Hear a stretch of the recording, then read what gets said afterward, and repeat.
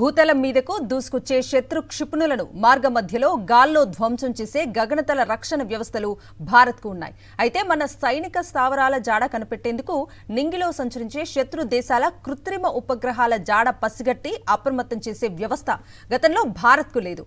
తాజాగా ఆ శక్తి సామర్థ్యాలను కూడగట్టడంలో భారత్ కీలక ముందడుగు వేసింది.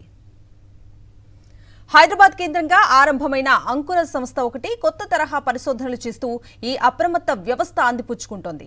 అంతరిక్షంలో ఒక రకంగా అతిపెద్ద ఉపగ్రహంగా పేరొందిన అంతర్జాతీయ అంతరిక్ష కేంద్రం జాడను కనిపెట్టి అజిస్టా స్పేస్ తన సత్తా చాటింది. కక్ష మార్చుకుని భారత గగనతలంపై చక్కర్లు కొడుతూ కీలక సమాచారాన్ని సేకరించే అనుమానాస్పద శత్రు ఉపగ్రహాల జాడను కనిపెట్టేందుకు ఈ కొత్త స్పేస్ సిచ్యువేషనల్ అవేర్నెస్ పరిజ్ఞానం ఎంతగానో సాయపడుతుందని అజిస్టా స్పేస్ పేర్కొంది. గుర్తు తెలియని ఉపగ్రహాల జాడను గుర్తించడంతో పాటు వాటి కదలికలను ఎప్పటికప్పుడు గమనిస్తూ పర్యవేక్షణ పనులను పూర్తి చేసే పరిజ్ఞానాన్నే ఎస్ఎస్ఏగా పిలుస్తారు. తాజాగా భారత్ మీదుగా ఐఎస్ఎస్ పయనిస్తున్న సమయంలో దాని ఫోటోలను తమ ఏఎఫ్ఆర్ సెన్సార్ సాయంతో సేకరించామని అజిస్టా స్పేస్ ప్రకటించింది.